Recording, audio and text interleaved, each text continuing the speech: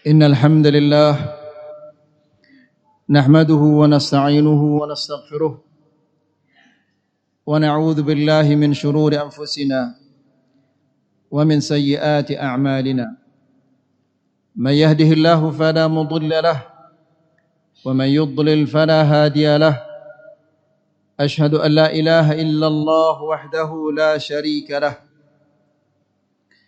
وأشهد أن محمدًا عبده ورسوله يا أيها الذين آمنوا اتقوا الله حق تقاته ولا تموتن إلا وأنتم مسلمون يا أيها الناس اتقوا ربكم الذي خلقكم من نفس واحدة وخلق منها زوجها وبث منهما رجالا كثيرا ونساء واتقوا الله الذي تساءلون به والأرحام إن الله كان عليكم رقيبا يا أيها الذين آمنوا اتقوا الله وقولوا قولا سديدا يصلح لكم أعمالكم ويغفر لكم ذنوبكم ومن يطع الله ورسوله فقد فاز فوزا عظيما أما بعد فإن أحسن الكلام كلام الله وخير الهدى هدى محمد صلى الله عليه وسلم وشر الأمور محدثاتها فإن كل محدثة بدعة وكل بدعة ضلالة وكل ضلالة في النار. Sidang Jumat rahimani wa rahimakumullah. Akal adalah salah satu nikmat Allah Subhanahu wa taala yang sangat besar dan sangat mulia. Dengan akal kita dibedakan oleh Allah Subhanahu wa taala dengan binatang. Dengan akal kita bisa mengembangkan dunia ini. Dan Islam telah memberikan perhatian yang sangat besar terhadap akal. Allah Subhanahu wa taala berfirman di dalam Al-Qur'an, "Wa laqad karramna bani Adam wa hamalnahum fil barri wal bahr wa razaqnahum minat thayyibat wa faddalnahum ala katsirin mimman khalaqna tafdila." Yang artinya, dan kami telah memuliakan anak Adam dan kami angkut mereka di darat dan di laut. Kami beri rezeki mereka dari yang baik-baik dan kami lebihkan atas kebanyakan makhluk-makhluk Allah Subhanahu wa taala. Mereka dimuliakan dan dilebihkan oleh Allah Subhanahu wa taala dengan akal. Dan Allah Subhanahu wa taala memerintahkan kita untuk menggunakan akal, untuk memikirkan apa yang ada di sekitar kita yang berupa makhluk-makhluk Allah Subhanahu wa taala dan merupakan tanda-tanda kebesaran Allah. Rasulullah sallallahu alaihi wasallam dalam sebuah hadisnya mengatakan, "Nazalat alayya laylah ayah wailul liman qara'aha wa lam yatafakkar fiha." Malam ini telah turun kepadaku suatu ayat. Celakalah bagi orang yang membacanya dan tidak memikirkannya. Ayat itu adalah firman Allah, "Inna fi khalqis samawati wal ard wa ikhtilafil laili wan nahari la ayatin li ulil albab." Yang artinya adalah, sesungguhnya pada penciptaan langit dan bumi dan silih bergantinya siang dan malam terdapat tanda-tanda kebesaran Allah Subhanahu wa taala bagi orang-orang yang memiliki akal. Rasulullah sallallahu alaihi wasallam telah menuntun kita, membimbing kita bagaimana cara kita menggunakan nikmat akal yang Allah Subhanahu wa taala berikan kepada kita. Al-Imam At-Tirmidzi dan Al-Imam Ibnu Majah, Al-Imam Ahmad meriwayatkan dari Abu Ya'la Shaddad bin Aus radhiyallahu taala anhu bahwa Nabi sallallahu alaihi wasallam mengatakan, al-kayyisu man dana nafsahu wa 'amila lima ba'da al-maut wal 'ajizu man ittaba'a nafsahu hawaha wa tamanna 'ala Allahil amani. Yang artinya adalah orang yang pintar, orang yang cerdas, yang menundukkan hawa nafsunya dan dia berbuat untuk kebaikan setelah kematiannya. Adapun orang yang lemah adalah orang yang mengikuti hawa nafsunya dan dia berangan-angan untuk mendapatkan kebaikan dari Allah Subhanahu wa taala. Al-Allamah Ibnu Utsaimin rahimahullahu taala mengatakan, al-kayyis adalah manusia yang memiliki tekad yang kuat untuk mendapatkan segala kebaikan dari Allah Subhanahu wa taala. Ia memanfaatkan setiap detik dari waktunya untuk meraih ridha Allah Subhanahu wa taala.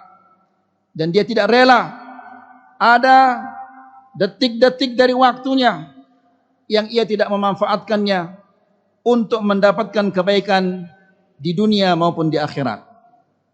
Kemudian dana nafsahu artinya adalah dia selalu dan senantiasa melakukan muhasabah terhadap dirinya. Sebanyak apa perintah-perintah Allah Subhanahu wa taala yang dia lakukan, dan berapa banyak perintah-perintah Allah Subhanahu wa taala yang ia langgar. Jika perintah-perintah Allah Subhanahu wa taala banyak ia kerjakan, ia senantiasa bersyukur kepada Allah Subhanahu wa taala. Namun jika ada kekurangan-kekurangan dalam kewajiban-kewajibannya, ia senantiasa menutupi kekurangannya itu dengan melaksanakan hal-hal yang disunnahkan oleh Rasulullah SAW. Apabila dia terjatuh dalam suatu dosa, maka ia segera bertobat kepada Allah Subhanahu wa taala. Kemudian kata Rasulullah SAW, wa amila lima ba'dal maut, dan dia berbuat untuk kebaikan setelah kematian. Setelah kematian di sini artinya adalah kebaikan akhiratnya. Karena segala sesuatu setelah kematian itu termasuk bagian atau perjalanan dari akhirat kita. Dan inilah orang yang cerdas, orang yang tegas, yaitu orang yang berbuat, orang yang beramal untuk mendapatkan kebaikan-kebaikan setelah kematiannya. Karena dia meyakini bahwa di dunia ini sekedar mampir saja, dan kampung yang sebenarnya, tempat tinggal yang sebenarnya adalah akhirat.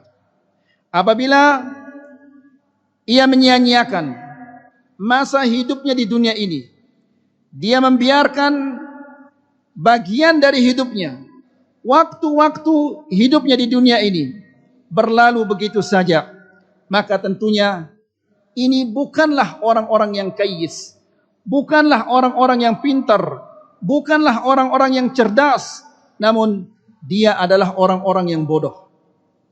Kemudian kata Rasulullah SAW, wal ajiz, dan orang-orang yang lemah.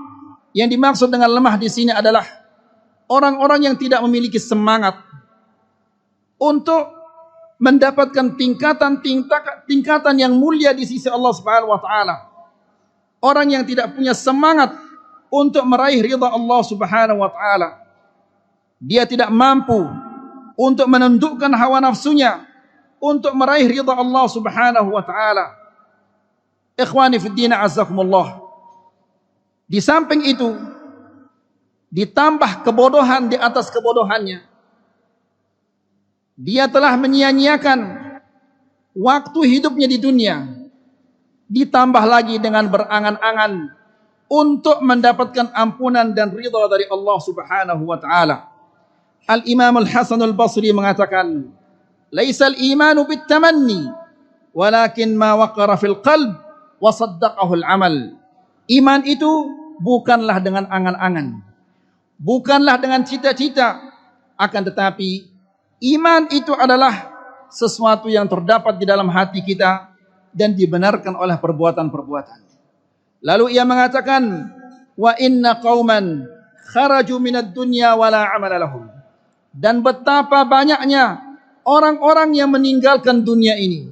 Mereka tidak memiliki amal-amal. Mereka tidak memiliki amalan-amalan, amal kebaikan untuk akhiratnya. Namun celakanya mereka itu mengatakan, "Nahnu nuhsinu dhanna billah." Kami ini adalah orang-orang yang berbaik sangka kepada Allah Subhanahu wa taala. Lalu beliau mengatakan, padahal mereka itu adalah orang-orang pendusta. Seandainya mereka berbaik sangka kepada Allah Subhanahu wa taala, maka niscaya mereka akan beramal memperbanyak kebaikan-kebaikan di dunia agar mendapatkan ridha Allah Subhanahu wa taala.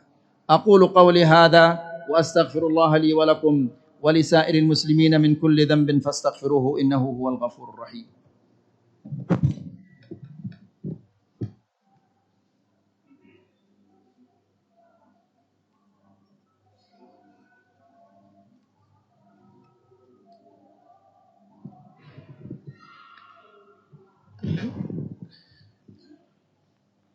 Alhamdulillahilladzi 'allama bil qalam, 'allamal insana ma lam ya'lam. Asyhadu an la ilaha illallah wahdahu la syarika lah, wa asyhadu anna Muhammadan 'abduhu wa rasuluhu la nabiyya ba'dah. Sidang Jumat yang dirahmati Allah, apa pelajaran yang bisa kita ambil dari hadis Nabi sallallahu alaihi wasallam yang mulia tadi?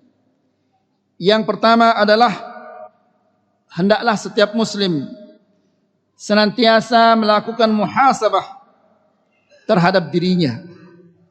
Hendaklah dia memperhatikan amalan-amalan apa yang ia tidak kerjakan pada hari ini, maka hendaklah dia kerjakan. Jika ada maksiat-maksiat yang dia kerjakan di hari ini, maka hendaklah dia segera bertobat kepada Allah Subhanahu wa taala sebelum ia didatangi oleh ajalnya dan dia belum bertobat kepada Allah Subhanahu wa taala. Yang kedua, hendaklah setiap muslim bersiap-siap untuk menghadapi kematian dengan amal-amal yang saleh dan ketakwaan kepada Allah Subhanahu wa taala, karena tidak ada seorang di antara kita yang tahu kapan kematian itu akan mendatanginya. Maka karena kita tidak tahu kapan kita akan didatangi oleh kematian, maka hendaklah kita senantiasa bersiap-siap untuk menghadapinya kapan saja bisa didatangi oleh kematian.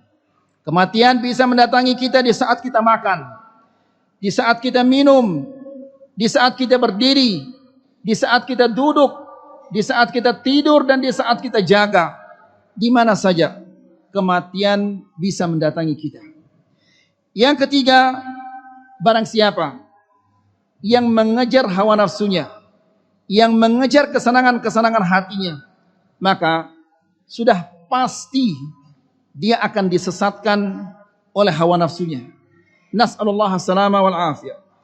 Yang keempat, anjuran bagi setiap muslim untuk memanfaatkan setiap detik dari umurnya untuk meraih ridha Allah Subhanahu wa taala. Karena di akhirat betapa banyaknya orang-orang yang menyesal karena tidak memanfaatkan waktu atau masa hidupnya di dunia ini. Yang kelima, hendaklah setiap muslim berusaha untuk meraih sebab-sebab yang mendatangkan ampunan Allah Subhanahu wa taala serta rahmahnya, yaitu dengan melaksanakan perintah-perintah Allah Subhanahu wa taala dengan ikhlas dan mencontohi Rasulullah sallallahu alaihi wasallam. Kemudian yang terakhir, janganlah kita mengandalkan sifat maafnya Allah. Jangan mengandalkan sifat maha pengampunnya Allah subhanahu wa ta'ala. Namun ingat, di samping sifat pemaafnya, di samping Allah subhanahu wa ta'ala maha pengampun, Allah subhanahu wa ta'ala juga syadidul iqab. Allah siksaannya itu adalah sangat pedih. Inna Allah wa malaikatahu yusalluna ala nabi. Ya ayyuhalladzina amanu sallu alaihi wa sallimu taslima. Allahumma azzal islam wal muslimin wa adhill asyirka wal musyrikin wansur ibadakal mu'minin.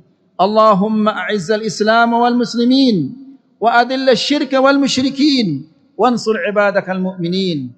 Allahumma a'izzal islam wal muslimin wa adhill asyirka wal musyrikin wansur ibadakal mu'minin. Allahumma ati nufusana taqwaha wa zakkiha anta khairu man zakkaha أنت وليها ومولاها. اللهم إنا نعوذ بك من علم لا ينفع ومن قلب لا يخشع ومن نفس لا تشبع ومن دعوة لا يستجاب لها.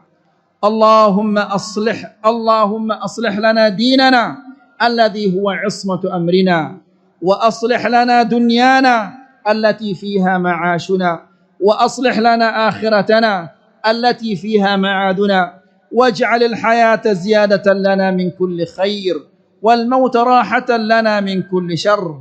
اللهم انصر دينك وكتابك وسنة نبيك. اللهم انصر دينك وكتابك وسنة نبيك. اللهم آمنا في أوطاننا وأصلح أئمتنا وولاة أمورنا وهيئ لهم البطانة الصالحة التي تعينهم على الخير وتدلهم عليه يا رب العالمين. ربنا آتنا في الدنيا حسنة وفي الآخرة حسنة وقنا عذاب النار. عباد الله، إن الله يأمر بالعدل والإحسان وإيتاء ذي القربى وينهى عن الفحشاء والمنكر والبغي يعظكم لعلكم تذكرون. فاذكروا الله الجليل يذكركم واشكروه على نعمه يزدكم ولذكر الله أكبر والله يعلم ما تصنعون. وأقم الصلاة.